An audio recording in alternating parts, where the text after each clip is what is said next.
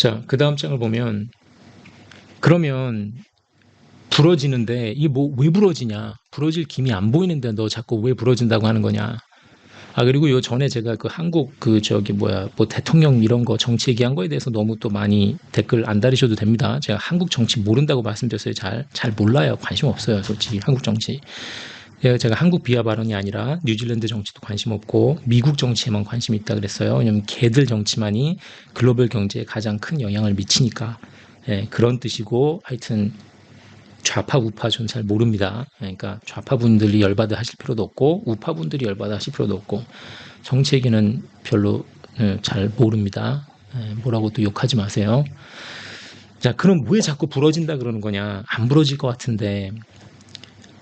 아니, 이 차트 제가 전에도 보여드렸는데 좀 업데이트 했어요. 부러지는데 시간 걸려요. 2008년에 리먼 때 기준금리 1% 놓고서는 그린스팬이 1년 6개월, 1년 8개월 놓고 있다가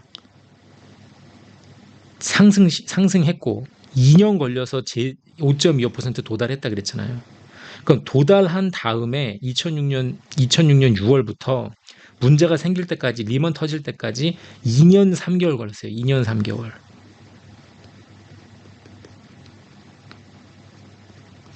그죠? 2년 3개월 걸렸어요. 그럼 지금은 1년 6개월 동안 부양했는데 그럼 지금은 2008년 10월부터 0% 들어갔으니까 13년 동안 부양했다 그랬잖아요. 그리고 2022년 3월부터 올리기 시작해서 엄청 빨리 왔죠. 엄청 빨리 지금 9월달, 7월달이니까 1년 6개월 만에 여기는 2년 걸렸는데 1년 6개월 만에 지금 껑충껑충 뛰어가지고 지금 5.5% 도달을 했는데 5.5% 도달한 다음에 지금 2달 됐잖아요. 그러니까 여기서 5.25% 도달한 다음에 2년 3개월 걸려가지고 리먼이 터졌는데 우리는 지금 2달 됐단 말이에요. 5.5%라는 정상금리를 도달을 한지. 물론 워낙 빨리 오다 보니까 올리기 시작한 지 1년 만에 실리콘밸리뱅크라든지 크레딧 스위스처럼 자본율을 깎아먹는 엄청난 사건들이 나긴 했죠. 들고 있는 자산 가격이 떨어지면서 자본율을 깎아먹으면서 은행들이 무너지는 한 번 출렁이는 효과가 나긴 났는데 이걸 보고 나서 이거를 각 정부들이 스위스 은행이 됐건 영국 은행이 됐건 미국 은행이 됐건 미국 연준이 됐건 이거를 잘 막았다 그래가지고 이제 다 금융사태 없다. 금융위기 없이 지나갈 수 있다. 이렇게 말한다는 게 말이 안 된다는 거예요. 이거는 그냥 맛배기, 에피타이저. 주식을 먹기 전에 그냥 맛만 본 거란 말이에요. 지금 맛만. 어떤 분위기가 될지. 정상으로 온 지 지금 2개월 됐어요. 2개월. 그리고 저는 이거 5.75 안 갈 거라고 보거든요. 정말 큰 문제가 생겨서 저게 갑자기 유가가 100불, 110, 120 막 가지 않는 이상 5.75는 안 갈 것 같아요. 왠지. 그러니까 5.5도 충분해요. 사실. 5%만 넘으면 충분해요. 뭐 제대로 부러뜨리기. 근데 5.5까지 와 있기 때문에 오늘날 지금 9월 19일 날 이걸 찍을 때는 제 상황 봐서는 5.7원 안 갈 것 같은데 유가가 100불 아래로 그냥 있는다는 가정하에 거기다가 지금 우리가 여기 온 지 2달밖에 안 됐을 뿐더러 2006년에서 2007년에는 리먼 터지기 전에는 GDP 대비 적자가 1%, 2%, 3%였어요. 적정 수준이었어요. 3% 미만이 적정 수준이라고 그랬잖아요. 유럽을 쓰는 유로화에 내가 조인하려 그래도 그때 그랬잖아요. 1년 재정 적자가 그 나라의 재정 적자가 3%를 넘으면 안 되고 정부 부채, GDP 대비 정부 부채가 60%를 넘으면 안 된다는 기준이 있을 정도로 3%하고 60%가 가이드라인이에요. 적절했어요. 재정 적자가. 근데 우리 2022년에 23년 지금 재정 적자가 6%, 7%, 8%, 잘하면 9%까지 갈 수도 있죠.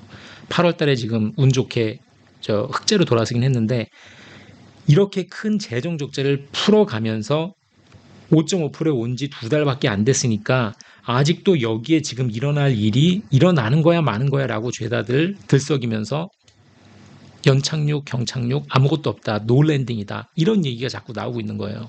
얼마나 이게 시기상조입니까? 이 말을 하는 게. 짧게는 수개월, 길게는 수년이 걸 수도 있는 이 문제가 지금 계속 여기서 와야 되는데 부글부글 끓고 있는 게 거기다가 재정 적자를 이렇게 돈을 갖다 풀어 쓰니까는 GDP가 5.8%를 성장을 한 해 만에 이런 말도 안 되는 일까지 벌어지고 있으니까 지연이 되고 있다는 거죠. 딜레이가 되고 있다. 근데 딜레이가 되면 될수록 더 뻥 하고 터질 게 훨씬 더 커질 겁니다. 기다리세요. 파월 아저씨도 이걸 알고 있기 때문에 5.5%에서 요 전에 5.75로 바로 올리지 않고 스킵 한번 한 거 아니에요. 요번에도 그냥 5.5에 유지할 것 같아요. 제가 보기엔. 시간이 걸립니다. 예. 너무 조바심을 내시지 말라 그래야 되나? 너무 왜 당장 안 터지냐, 이거 뭐 위기 오는 거냐, 리먼 백백 오는 거냐. 자, 앞으로 제가 몇 달 동안 계속 말씀드려야 될 것 같아요. 오긴 오는데 기다리시라고. 좀 기다리세요. 기다려야 돼요. 시간이 걸려요. 그럼 이 기준금리가 지금 5.5% 올라온 지가 2달밖에 안 된 이유도 있고, 또 지금 금융위기, 경기 침체가 지연되고 있는 이유는 정부가 개입을 하니까, 개입을 하지 않아야 되는데 개입을 하니까, 안 할 수 있는 국가는 없으니까.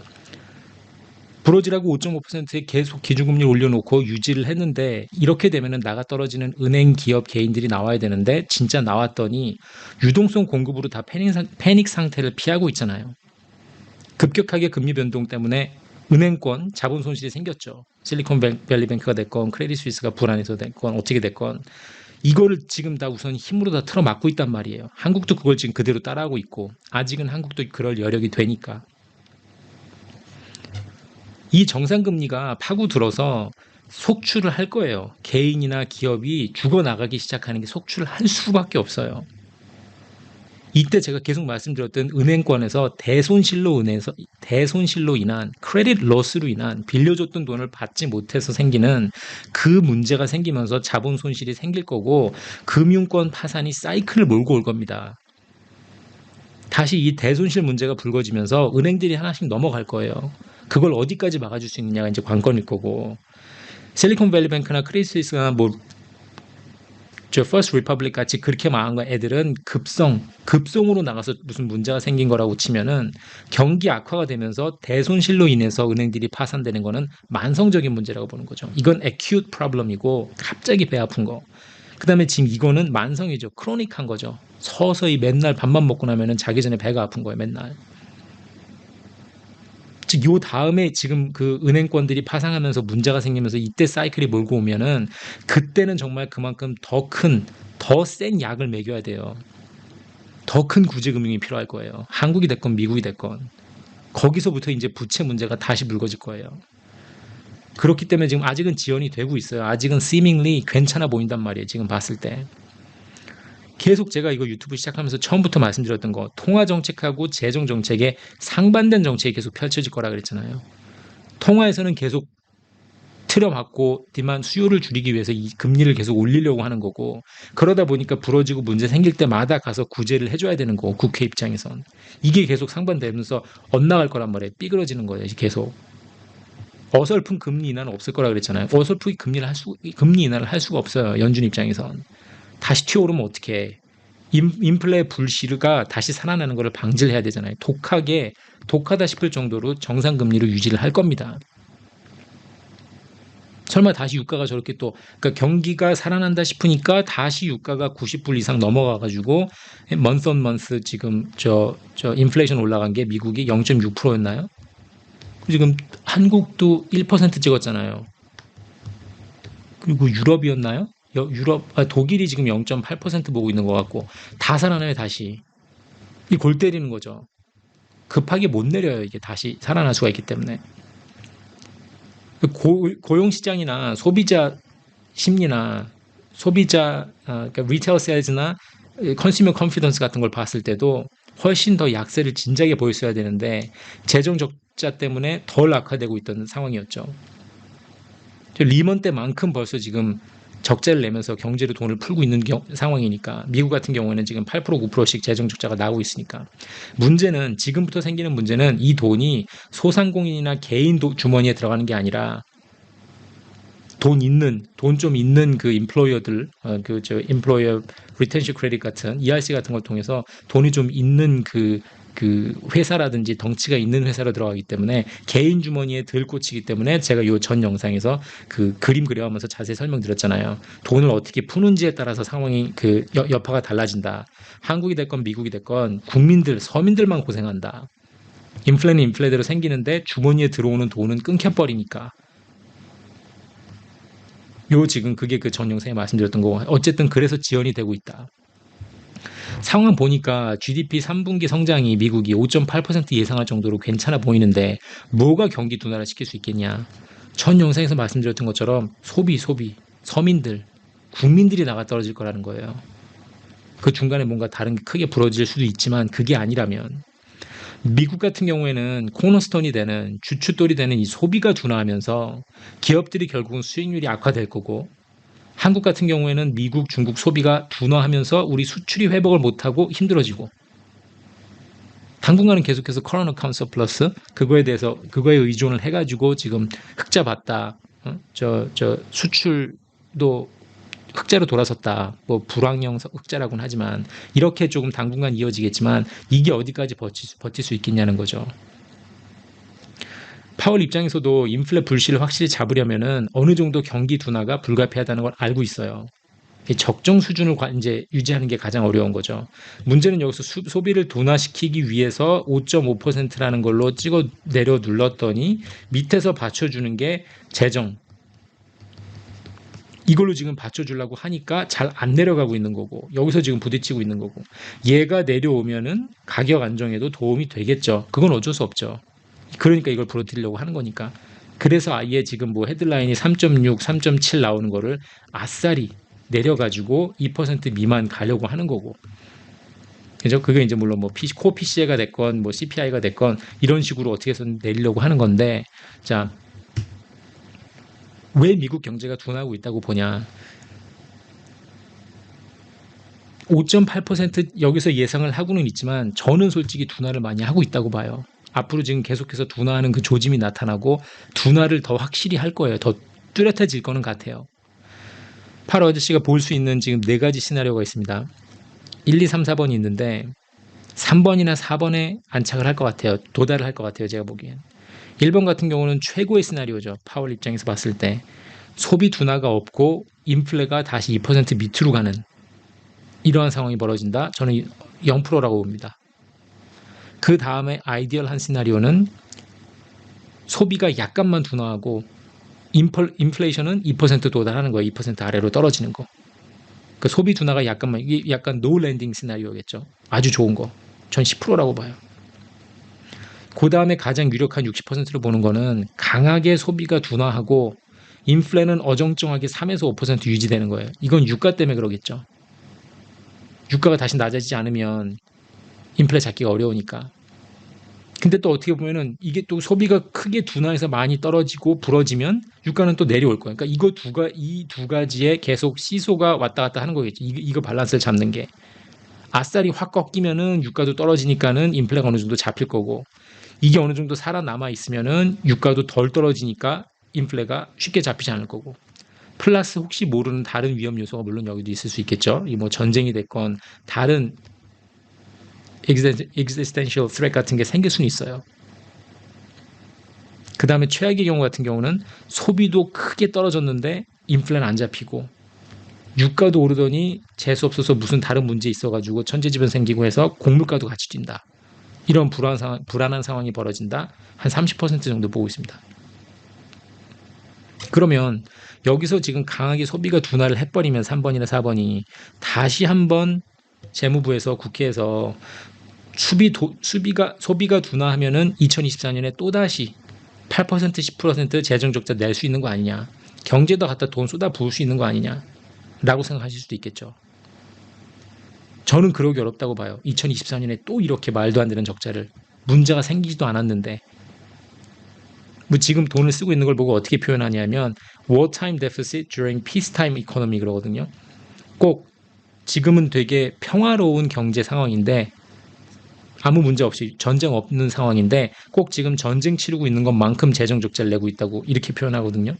지금 미국 경제에서 정부에서 돈 쓰고 있는 양을 보면 2024년에 또 이렇게 지금 전쟁 터진 것만큼 돈을 쓸 수 있겠느냐. 어렵다고 보는 게 저는 그렇게 되게 어렵다고 보는 게 이 재정 적자 부양 카드를 말씀은 계속 드렸어요. 이거를 한번 쓰기는 쓸 거라고 생각을 했는데 이렇게 빨리 2023년에 써버릴 줄 몰랐다고 제가 계속 놀랐다고 말씀드렸잖아요. 이렇게 많이 돈을 쓰고 있을 줄 몰랐다고. ERC가 됐건 뭐가 됐건 돈을 풀고 있는 상황이. 이걸 만약에 2024년에 또 한다 그러면 문제가 좀 있는 게 계속 우리가 얘기했던 US 트레저리를 사줄 사람이 없어진다는 게 문제잖아요. 이게 가속화가 된다는 거거든요. 유로 달러, 그러니까 미국 바깥에 있는 돈이 계속 들어오지도 않고 중국이 됐건 사우디가 됐건 일본이 됐건 거기다가 연준 의장은 나 절대 안 사줘라고 지금 쐐기를 받고 강경한 입장을 고수하고 있는 상황이면 이렇게 되면은 금리가 더 빨리 상승할 거란 말이에요. 여기서 또 계속 이렇게 적자를 낸다 그러면 돈을 조달을 하긴 해야 되니까. 금리가 확 올라서 뛰면은 장기 금리가 4.5, 5.0 넘어서 쭉 달리면은 결국은 경제가 부러질 거고 높은 금리에. 그러다 보면은 감당이 안 되는 수준까지 올라가서 이거는 국가 파산하겠다. 더 이상 아무도 우리한테 돈을 빌려주려고 하지 않는다. 장기 금리가 5% 넘어서 6%를 향해 달려간다. 이렇게 돼버리면은 페드가 다시 QE를 재개를 해야 될 거고 QE를 재개하는 순간 이게 희소식이냐 나쁜 소식이냐 하면서 다시 인플레가 생길 수 있으니까 돈 다시 찍는 수준으로 돌아가면서 다시 사람들한테 기대 심리를 갖다 심어주면서 인플레 위험이 올 수 있으니까 이 악순환으로 들어가는 거죠. 그러니까 페드는 절대 다시 QE를 들어가면 안 되는데 QE를 할 수밖에 없다고 말씀드렸잖아요. 파월 아저씨가 아무리 강경하게 해도 저 사람 임기 끝나고 난 다음에 그 다음에 누가 들어올지 모르지만 조금만 정신 나간 사람이 들어오면 다시 QE 하면서 완전히 인플레가 고착화되는 이 최악의 상황으로 번질 거란 말이에요. 이 안에서 맴돌 것 같아요. 계속해서. 그렇기 때문에 저는 이 안에서 계속 우왕좌왕하면서 다시 2010년대처럼 인플레이션은 뭐 1%, 2%로 낮아져 있는 상태에서 돈을 찍어대면 찍어댈수록 33, 34, 뭐 35, 40 트릴리언 달러 가면서 미국 부채가 계속 늘어나도 아무 문제 없이 지나간다. 이러한 말도 안 되는 만화 같은 일이 벌어지지 않을 거라는 거예요. 제 말씀은. 앞으로 계속해서 돈을 찍으려고 들면 사줄 사람도 없고 저런 식으로 부채가 늘어나도 되나 사람들이 계속 걱정을 하고 그냥 봤으니까. 인플레이션은 또 언제 오나 사람들이 너버스해 있을 거고 이 모든 걸 겪었기 때문에 이제 이자율의 중요성을 알고 부채의 무서움을 사람들이 그만큼 많이 알았기 때문에 이 짓을 또 못할 거라고 보는 거예요. 그러다 보면은 경제가 당연히 둔화할 수밖에 없다는 거죠. 부러뜨릴 수밖에 없다. 그리고 시나리오로 봤을 때는 이 3번 아니면 4번인데 요 사이가 될 수도 있고 분명히 강하게 소비가 둔화를 하면서 인플레가 잡히지 않고 어정쩡하게 가는 이러한 상황이 벌어질 것 같아요. 오늘날 생각을 해보면. 그럼 지금 소비가 둔화하고 경제가 둔화하고 있다는 건 어디서 느끼냐. 제가 지난 2주, 3주, 4주 동안 계속 말씀드렸던 거고 차트를 보여드렸기 때문에 이번에는 많이 보여드리진 않을게요. 이거 너무 많아지니까 그러면. 계속 말씀드렸던 거. 기업 부채율 지금 부도율 올라가고 있죠. Corporate bankruptcy가 자연스럽게 아주 스무스하게 올라가고 있죠. 2020년, 2022년 3월을 기준으로 쭉 올라가고 있습니다. 이거 제대로 올라갈 거예요, 지금 이제 앞으로. 하이힐드 코퍼레이트 뎃 일드가 투기 등급 채권 회사채 저 달러로 봤을 때 싱글 B 레이시 6% 빌리던 애들이 12% 빌리고 있고 더블 B로 봤을 때 4% 빌리던 애들이 8% 빌리고 있어요. 이 금융 파이낸싱 코스트가 이렇게 더블이 된다는 건 부도도 부도지만 갚아 나갈 수가 없어요. 점점 더 부도율 올라가면서 얘들 그 마진율을 먹고 들어오기 때문에 더 회사들이 더 부실해질 수밖에 없고 이게 지금 파월 아저씨가 원했던 그림인 거죠. 아직 제대로 터지지도 않고 있는 커머셜 리얼 이스테이트하고 커머셜 모기지 백 세큐리티 같은 거. 전에 말씀드렸잖아요. 84%, 85%가 딜레이 앤 프리텐드잖아요. 밀어놓고 아무 일 없는 것처럼 곧 금리가 낮아지길 기다리기만 하고 있는 그런 상황이란 말이에요. 그냥 밀어도 요번 달에 네가 나한테 뭐 5억을 갚아야 돼? 그냥 밀어. 1억만 갚고 나머지 4억을 밀어놓자. 공실 누리는 거 내가 아는데 너를 갖다 쪼아봤자 너를 갖다 부도를 내봤자 나도 어차피 새로운 세입자를 구하기가 어려우니까 계속해서 밀어놓고 있는 지금 balloon payment 나중에 만기 됐을 때 갚아야 되는 그 돈만 엄청 커지고 있어서 계속 문제는 생기고 있긴 한데 kicking the can down the road 하고 있는 거죠. 나중에 어떻게든 터지겠지. 나중에 어떻게든 되겠지라고 지금 덮고 있는 상황인 거예요. 중국이나 유럽이나 미국, 일본 봤을 때 전부 다 슬로우 다운 하고 있잖아요. 잘 나가고 지금 뭐 신난 국가나 상황이 없죠. 다들 불안불안하죠. 미국 GDP 70% 차지한다는 이 컨슈머, 소비자들이 지금 돈이 없어요, 돈이. 돈이 다 고갈되고 있는 상황이죠. 코로나 지원금 고갈됐죠. 9월, 10월 달부터 학생 금융융자 지불하는 거 시작하는 거예요, 이제.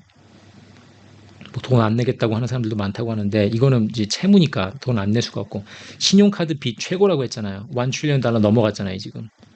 이걸 보고서는 경제가 좋고 사람들이 뭐 심리가 좋으니까 돈을 더 쓴다고 하는데 이건 말도 안 되는 소리예요.